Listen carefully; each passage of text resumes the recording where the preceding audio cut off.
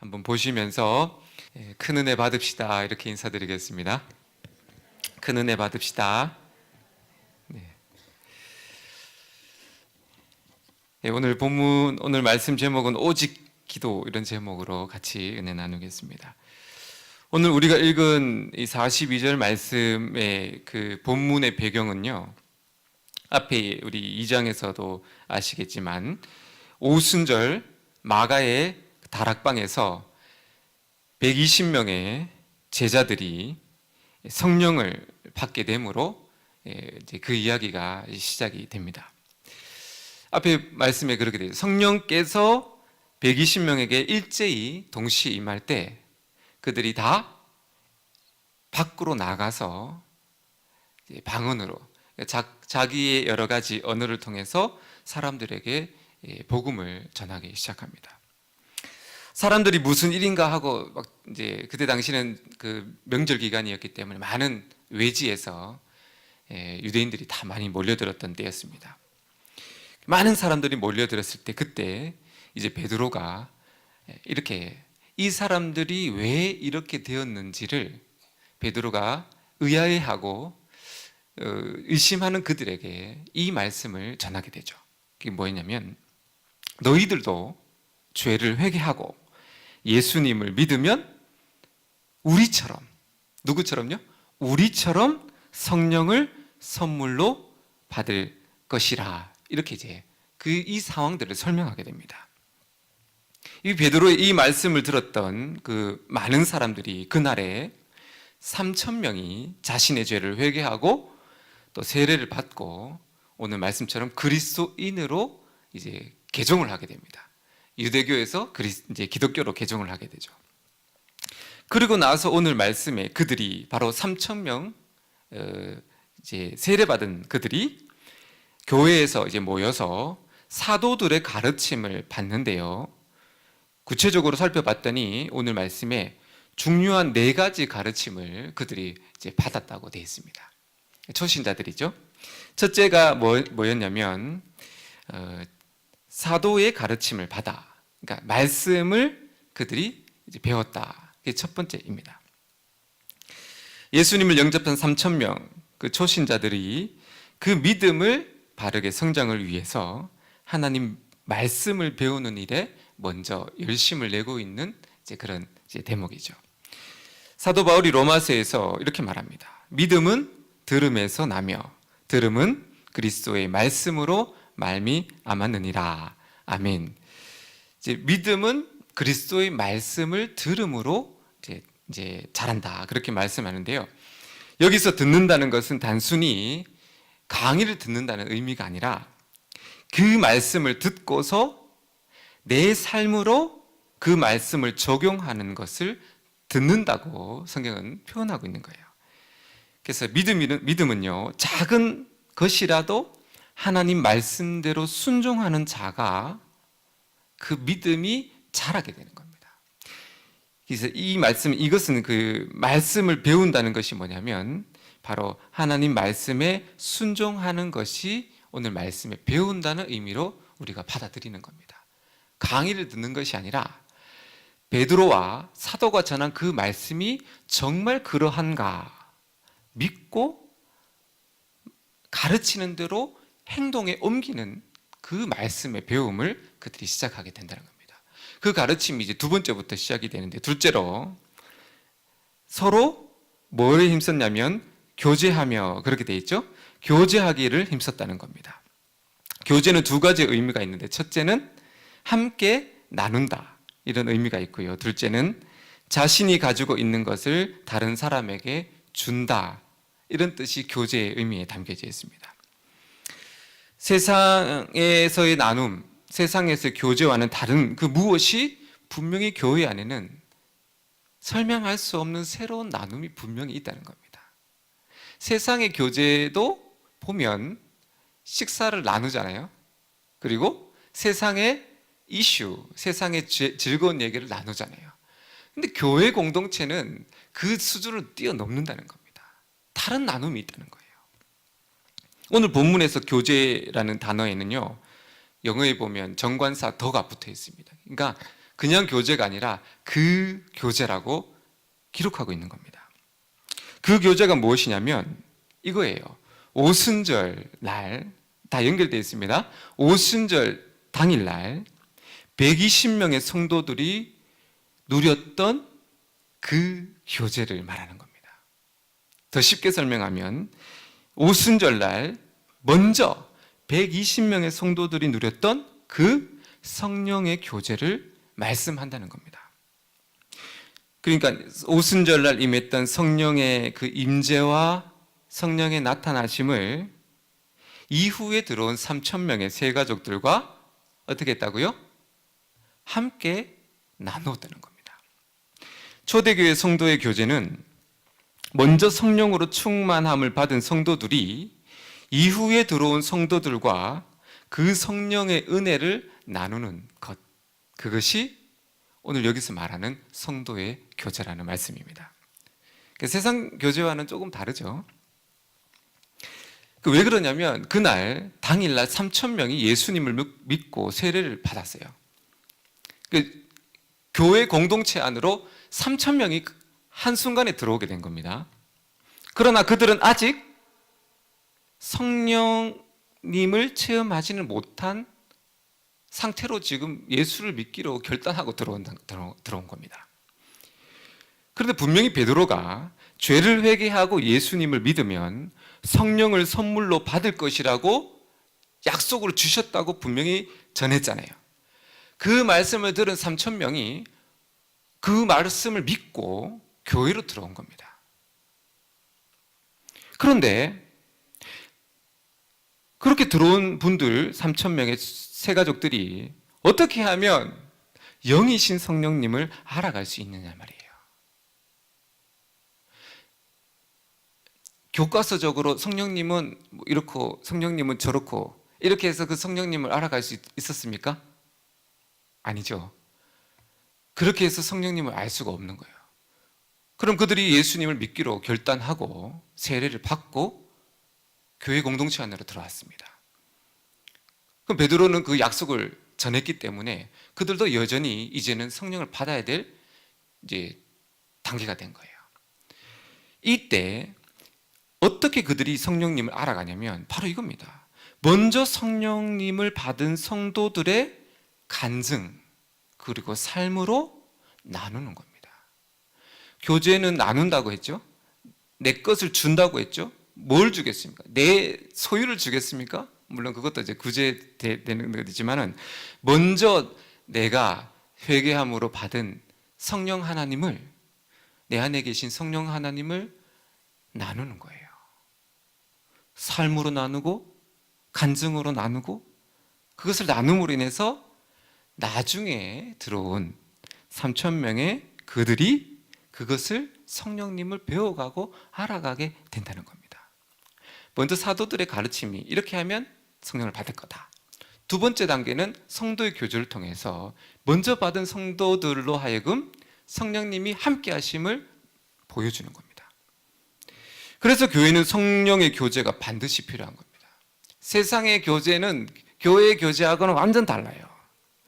모여서 식사하고 세상의 여러 가지 뉴스거리를 얘기하는 거, 그거 성도의 교제가 아니라는 겁니다.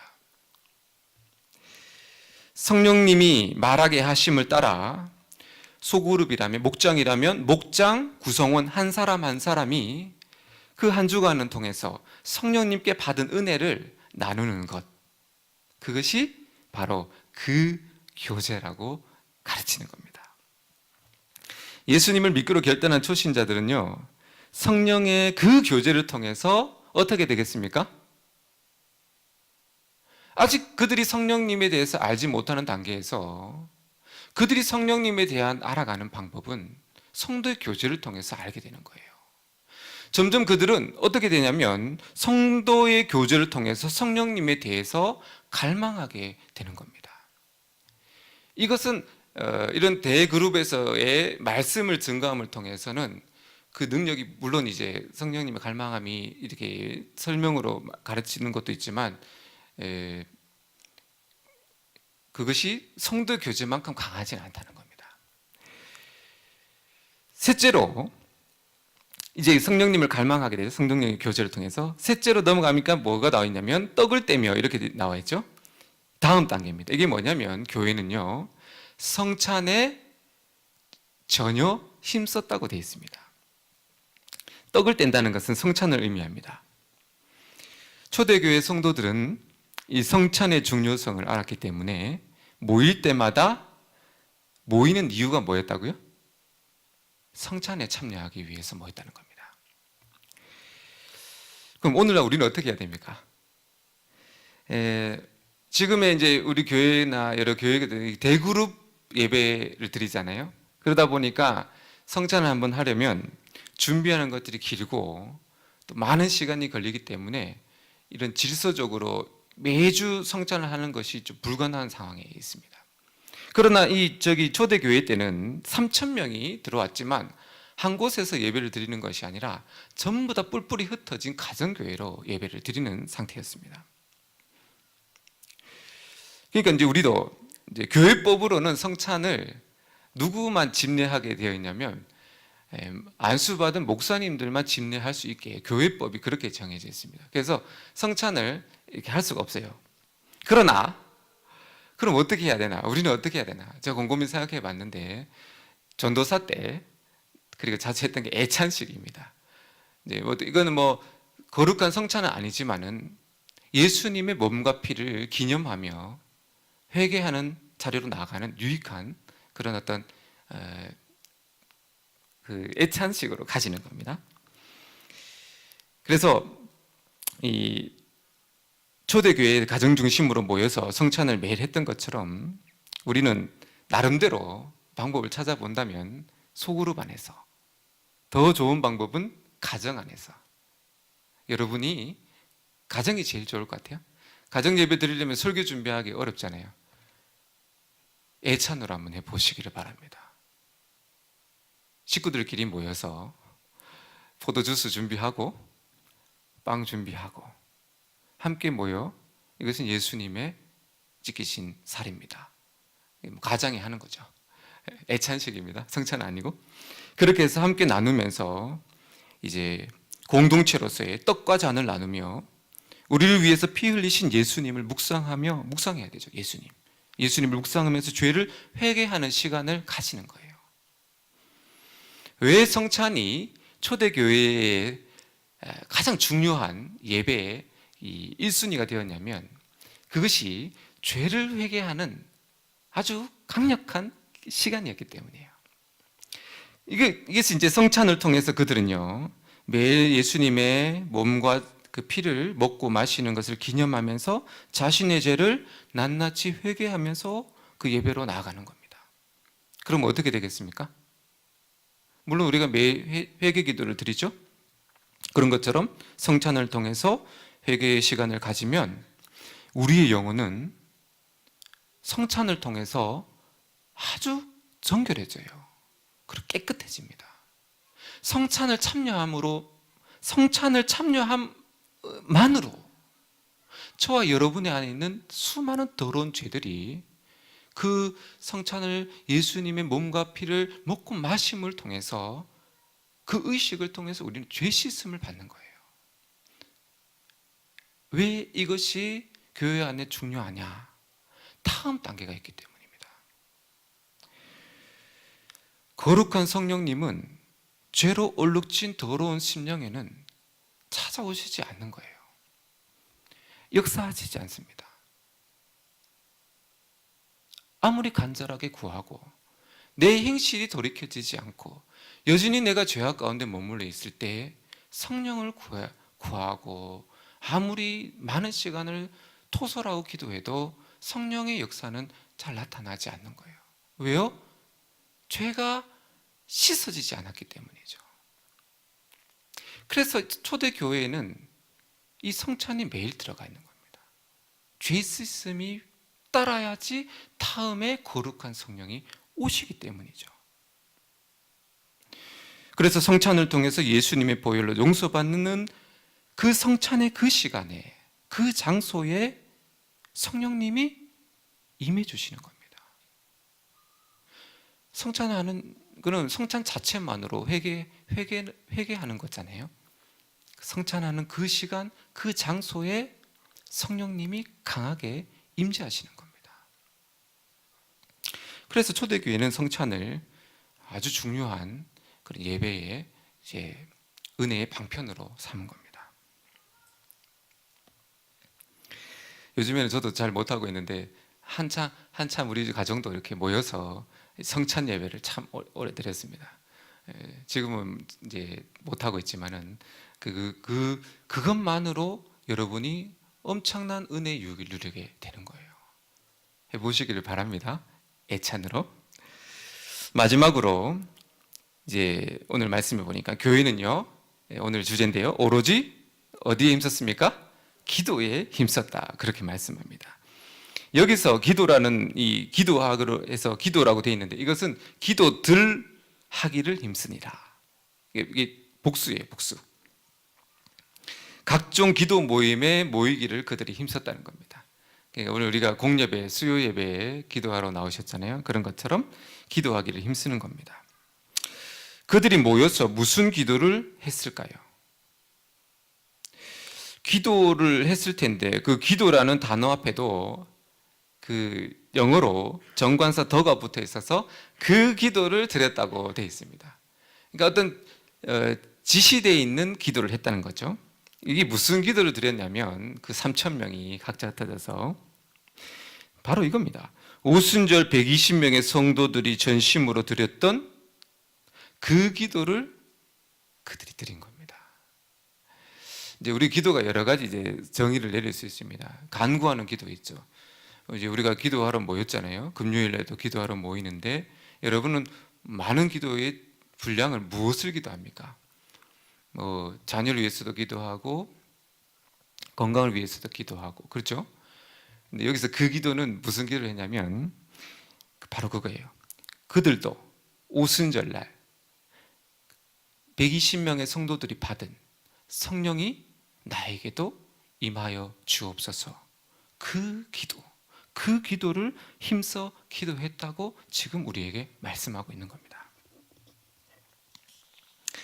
자, 그렇다면 오늘 그 사도들의 4가지 가르침을 살펴봤는데요. 이 4가지 가르침이 다 하나의 그림이라는 겁니다.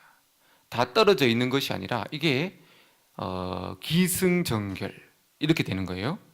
베드로가 전한 복음, 예수님을 믿어 죄사함을 받으면 성령을 선물로 주신다. 이 가르침을 그들이 먼저 받았어요. 그리고 공동체 안으로 들어왔습니다. 두 번째, 성도의 교제를 통해서 이미 성령을 받은 성도들의 간증과 삶을 통해서 초신자들도 성령님을 갈망하고 기대하게 그 마음을 바꾸는 겁니다. 세 번째로 기대하게 되죠. 나도 저분처럼 성령을 받고 싶어. 나도 저 권사님처럼 나도 성령님을 알고 싶어.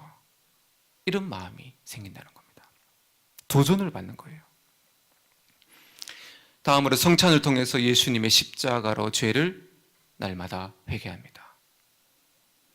그리고 심령이 가난하고 정결한 마음을 준비하는 거예요. 그릇을 깨끗하게 준비하는 겁니다. 그리고 마지막으로 성령 충만하기를 오로지 기도에 힘썼다고 초대교회 성도들이 이렇게 이제 훈련을 받은 겁니다. 그래서 초대교회 성도들은 성령으로 충만한 교회의 표본입니다. 성령으로 충만한 성도의 표본인 거예요. 그리고 우리도 이런 교회, 이런 성도가 되기를 힘써야 된다고 그래서 예수님이 하나님께서 우리에게 말씀을 기록해 주신 겁니다. 그러면 구체적으로 사도들의 가르침을 한번 배워보겠습니다. 사도들은 그러면 오늘 가르쳤다고 했는데요. 무엇을 그러면 집중적으로 가르쳤을까요? 아마 예수님께로부터 배운 말씀을 그대로 가르쳤을 것 같아요. 예수님은 제자들에게 말씀으로 가르치는 것도 있었지만은 보통은 삶으로, 본으로 예수님은 제자들에게 가르쳐 주셨어요. 그렇기 때문에 예수님의 삶을 우리가 이게 사도행 마태, 마가, 누가복음을 읽어보면 예수님의 삶이 나오는데요. 그 삶을 보면 사도들이 무엇을 가르치는지를 우리가 구체적으로 확신 있게 알 수가 있습니다. 예수님은 제자들에게 가장 최선으로 본을 보인 게 뭘까요? 오늘 제목인데, 예수님은 제자들에게 확실하게 각인시켜 준 게 뭐냐면 기도 생활입니다. 여러분 성경 가만히 읽어 보십시오. 예수님은 아무리 바빠도 기도하는 일을 쉬셨습니까? 쉬지 않으셨습니까? 쉬지 않으셨어요. 얼마나 기도를 많이 하셨는지 제자들은요, 예수님이 기도하러 홀로 산에 오르시면 제자들은 그때부터 한참을 기다리는 거예요. 언제 내려오시려나? 응? 예수님이 내려오시길 기다리다가 지쳤습니다. 무슨 기도를 그렇게 하시길래 이렇게 오래 기도하실까? 제자들끼리 서로 얘기하면서 예수님이 내려오시면 한번 물어보자. 예? 한번 물어보자. 이렇게 된 거예요. 그래서 묻습니다. 주여, 우리에게도 기도를 가르쳐 주옵소서. 이 제자들의 기도를 가르쳐 달라는 요구가 그냥 나온 게 아닙니다. 얼마나 예수님이 치열하게 기도의 생활을 힘썼는지를 제자들이 보고 또 보다가 왜 무슨 기도를 그렇게 하시는지를 물은 겁니다. 그리고 예수님이 주기도문을 가르쳐 주신 겁니다. 예수님은 제자들에게 시험에 들지 않도록 깨어 기도하라고 얼마나 많이 말씀하세요. 시험에 들지 마라, 깨어 기도해라, 깨어 기도해라.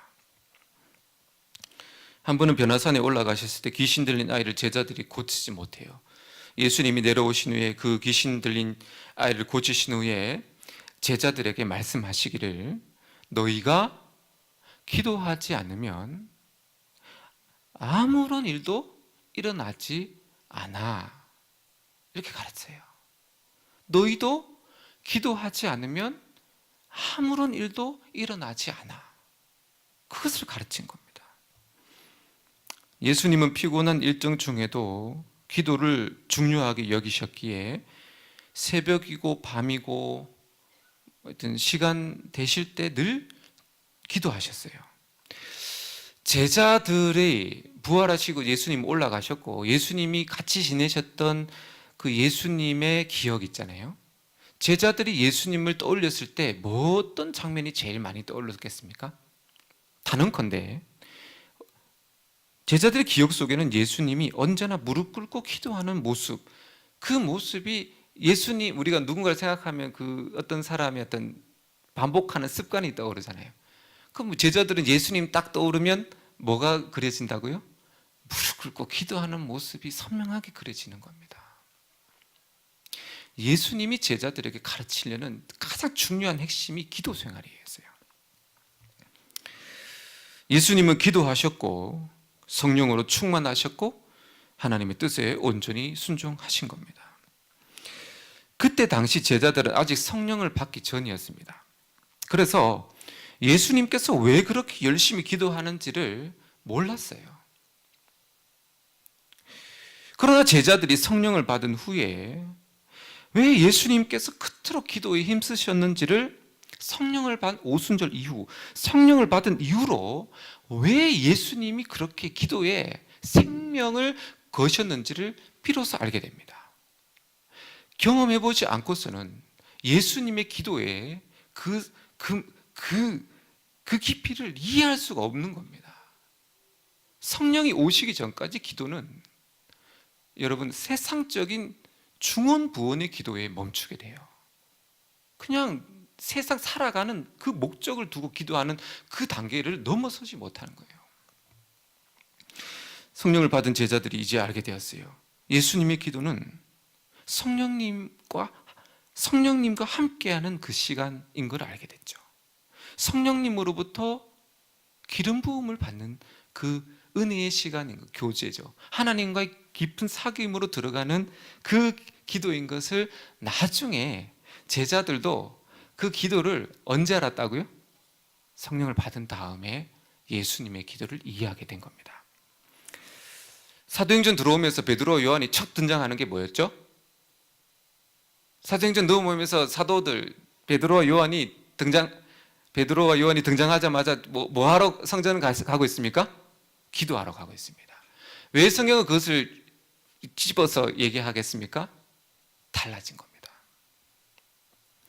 베드로와 요한 사도들이 제일 중요하게 생각하는 것이 기도가 된 겁니다. 그들도 예수님처럼 기도를 최우선으로 삼습니다. 오로지 기도하는 일에 전심전력하게 된 거예요.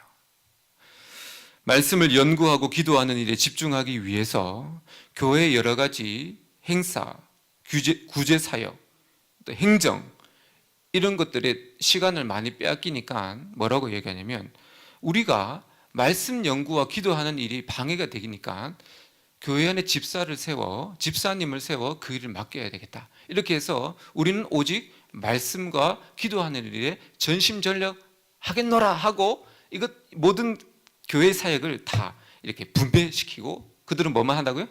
말씀 연구와 기도 사역만 한다는 겁니다. 그 정도로 제자들은 예수님처럼 기도하는 일에 이제는 올인하고 있는 겁니다.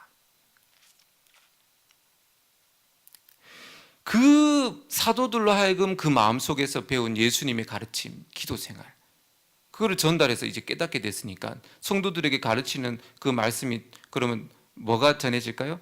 사람은요 제일 중요한 거를 가르칩니다. 자기가 제일 옳다고 생각하는 걸 전하게 돼요. 예수님은 기도를 제일 옳게 생각했기 때문에 제자들에게 기도를 가르쳤고 사도들도 기도가 제일 중요하다고 말했기 때문에 성도들에게 무엇을 가르쳤습니까? 기도를 가르친 겁니다. 어떻게 해야 성령의 충만함을 받고 성령의 인도하심을 받고 순종할 수 있는지를 가르친 거예요. 사도들의 가르침은 성도들로 하여금 나도 기도해야 하겠다는 그 믿음을 심어줘요. 그래서 초대교회 성도들은 그 무엇보다 오늘 말씀처럼 오로지 기도하는 일에 모두가 합심하여 열정과 정말 생명을 걸고 기도하고 있는 모습이 나오게 되는 겁니다. 기도라는 책을 쓴 저자 리차드 포스터가 기도의 훈련에 대한 이런 간략한 설명을 줍니다. 단 한 번의 시도로 하나님과 끊임없이 교제하는 단계까지 뛰어오를 수 없다. 일정 기간 동안 한결같이 연습을 거듭해야 가능하다. 그 첫 번째 단계는 외적 훈련의 단계이다. 외적 훈련. 어쨌든 시간 내서 기도하는 게 외적 훈련이에요. 능숙한 피아니스트의 경우 지금은 그의 손이 건반 위아래로 날렵하게 움직이지만 그도 한때는 아주 간단한 연주 기법을 가지고도 몹시 괴로워했을 것이다. 우리의 경우도 마찬가지이다. 기도가 삶의 습관이 되기까지 기도하고 또 기도하고 연습하고 훈련해야 된다. 이 리차드 포스터가 그 훈련법에 대해서 말씀해 주고 있습니다.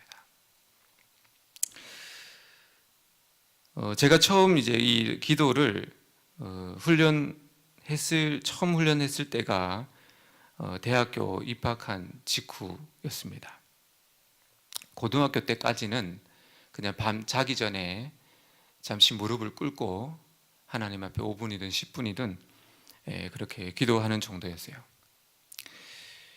이제 대학을 입학하고 이제 먼저 기도 시간을 정했습니다. 그 시간을 저녁 10시로 정하고 두 번째는 장소를 정했습니다. 학교 안에 있는 교회를 이제 기도 장소로 정했어요. 세 번째는 기도 분량을 1시간으로 정했습니다. 그리고 마지막으로 기도 시간을 꼭 지키겠습니다. 하나님께 이제 둘만의 서약을 맺은 겁니다. 이게 중요합니다. 약속을 해야지 지키잖아요. 내 스스로 나한테 다짐하면 중요한 일이 생기면 안 합니다. 하나님과 꼭 내가 이제 하나님과 정해진 시간이니까 이 시간만은 내가 하나님께 기도하겠습니다. 딱 정했어요. 기도는 혼자 하는 게 아니라 하나님을 만나는 교제잖아요. 그래서 기도 시간을 정해서 우리가 기도하면 주님도 그 시간에 여러분을 만나기 위해서 기다려 주세요. 놀랍지 않습니까? 내가 하나님 이 시간에 기도하겠다고 정하고 여러분이 그 시간을 정하고 하면 주님은 이미 기도를 받으시기 위해서 그 자리에 먼저 와 계신다는 겁니다. 참 놀라운 기도의 은혜입니다. 그 약속을 한번 지켜보려고 무단하게 노력했습니다. 한강의 친구들이 저녁에 한강 야경 보러 가자고 하면 나는 다른 약속 있어 하고 다 이제 캔슬하고요. 그리고 기도, 그 10시, 밤 10시 기도를 지키기 위해서 모든 하루의 일상 스케줄을 다 조정하는 겁니다. 이거를 지키기 위해서 스케줄은 그것에 맞춰지는 거예요. 네. 처음에는 기도가 훈련이 되지 않아서 1시간이 어려웠어요. 그래서 한 30분 정도 기도하니까 이제 막힙니다. 왜냐하면 예수님의 기도 방법을 잘 몰라서 그랬어요. 그냥 육신의 기도, 어머니부터 해서 우리 형제들 기도 쭉 멘토 쭉 하고, 예? 그 다음에 건강 기도하고 조카 기도하고 쭉 그냥 레퍼토리로 기도했거든요. 30분 딱 나오더라고요. 그러면 뭐 하냐? 찬송을 부릅니다. 찬송을 한 몇 곡 부르고, 그 다음에는 좋아하는 시편 암송을 또 계속 암송하고, 그래도 시간이 남으면 사도신경 외우고 주기도문 외우고 시간을 계속 보는 거예요. 왜? 절대로 일어나면 안 돼요. 정해진 1시간을 채워야 되는 겁니다. 그렇게 2달, 1달 지나고 2달 지나면서 기도가 습관이 되고 점점 기도가 깊어지게 되는 거예요. 그래서 어느 순간에는 그 기도 속에 하나님의 마음이 이제는 마음이 오고 가는 신비로운 은혜를 그때부터 이제 쉽게 말해서 교제가 되는 거죠. 주님을 부르면 주님이 오시는 거예요. 그게 한 달, 2달 쉬지 않고 기도하면서 나타나는 하나님의 은혜였던 거였어요. 한 번은 기도의 위기가 왔습니다. 시험 기간에 공부를 하는데 공부한 분량이 너무 많은 거예요. 정신없이 공부하다가 시계를 봤는데 벌써 10시가 다가왔어요. 마음이 막 조급해집니다. 너무 지금 내일 볼 과목에 분량이 많아서 엄두가 나지 않는 거예요. 이거 밤을 새워도 다 못하겠다는 이 조급함과 걱정이 되는 거예요. 시간은 다 됐고 기도하러 가야 되는데 제 마음속에 온갖 그 고민이 막 가야 되나 말아야 되나 고민하다가 제가 마음속으로 하나님께 이렇게 얘기했습니다. 하나님, 오늘은 기도를 좀 쉬어야겠습니다. 아시죠? 너무 이거 공부할 양이 많아서 오늘은 제가 하나님 좀 죄송합니다. 봐주세요. 이렇게 하고 그냥 괜찮죠? 이렇게 하나님께 말씀드리고 계속 그냥 공부를 해 나갔어요. 한 30분 지났나요? 갑자기 공부를 하는데 한 30분 정도 지난 이렇게 막 성경 구절을 이렇게 막 달달 이렇게 쓰고 있는데 갑자기 한 장면이 제 머리를 팍 스쳐 지나가면서 장면이 하나 떠올랐는데 그게 뭐였냐면 예수님께서 제가 항상 기도하는 그 자리에 오셔서 그 자리에 앉아 계시는 모습이 갑자기 떠오르는 겁니다. 제가 생각한 거 아니거든요. 저는 지금 이 성경 구절을 외우고 있었다니까요. 스쳐 지나가는데 예수님의 그 뒷모습이 제가 늘 기도하는 그 자리에 예수님이 쓸쓸하게 나를 기다리고 앉아 계신 겁니다. 제가 당황했습니다. 그 다음에 마음속에 이런 감동이 막 밀려와요. 나보다 공부가 더 중요하니? 예수님은요, 공부보다 기도가 더 중요하냐고 묻지 않으시고 나보다 공부가 더 중요하니라고 물으십니다. 기도가 곧 주님이 되는 거예요. 어떻게 했겠죠? 막 가슴이 뜨거우시니 책상 한번 치고 자리를 박차고 교회로 뛰어가 1시간 기도를 채우고 다시 도서관에 와서 이제 계속 공부를 했던 그런 기억이 있습니다. 그때 주님이 아주 중요한 것을 저에게 가르쳐 주셨어요.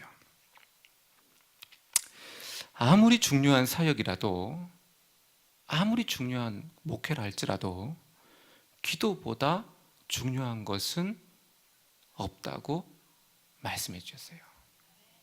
그 어떤 것보다 기도보다 앞서면 그게 우상이 된다고 말씀해 주셨습니다. 기도는 하나님을 만나는 것이기에 하나님이 가장 중요한 분이라면 당연히 기도가 가장 중요한 일이 되어야 마땅한 거예요. 기도는 여러분 사역이 아닙니다. 기도는 하나님을 존중해드리고 하나님을 사랑하는 거예요. 기도는 사역이 아니라 삶이에요. 그래서 철칙이 있습니다. 목회보다 기도가 우선이라는 거예요. 그거는 제가 삶 속에서 하나님이 가르쳐 주신 진리입니다. 기도는 하나님을 존중하고 하나님을 사랑하고 하나님을 내 인생 가운데 나보다 더 소중하게 여기는 만큼 그 사람이 기도에 열중하게 되는 겁니다. 사랑하는 여러분, 예수님처럼 사도처럼 초대교회 성도들처럼 오로지 기도에 힘쓰시기를 바랍니다. 기도할 때요, 하나님은 기도하는 사람이 어떻게 보시냐면 네가 나를 소중하게 여기는구나, 기도하는 성도를 네가 나를 기뻐하는구나, 네가 기도하는구나, 이렇게 보시는 것이 아니고 기도하는 그 사람을 네가 나를 사랑하는구나라고 보신다는 겁니다. 그러니까 하나님이 기도하는 사람을 기뻐하시겠죠. 그래서 인생의 문제도 해결해 주시고 하나님께서 구하지 않는 복까지도 넘치도록 부어주시는 겁니다. 이렇게 해달라고 기도해서 복을 받는 것이 아니라 하나님을 구하고 하나님을 만나고 하나님과 교제하는 그 기쁨을 누리기 위해서 기도하니까 하나님이 너 참 기쁘다, 네가 나를 그렇게 찾으니 기쁘다, 그래서 내가 그 기쁨을 너에게 쏟아붓겠구나, 그래서 복을 받는 거예요. 기도가 응답이 돼서 복을 받는 게 아니라 하나님을 구하기 때문에 구하는 자에게 구하지 않는 것까지 주시는 것이 하나님의 마음인 겁니다. 그래서 다윗이 왕도 되고 복 받았잖아요. 그러므로 오직 기도, 예수님처럼 오직 기도, 사도들처럼 오직 기도, 인생의 최우선으로 삼으셔서 쉬지 말고 정말로 한번 최선을 다해서, 여러분 쉬지 말고 시간도 좀 정하셔서 끈질기게 훈련하셔서 매일매일 기도하시는 그런 저와 여러분 되시길 예수님 이름으로 축복을 드립니다. 이 시간 우리 찬양하면서 우리 같이 기도하겠습니다.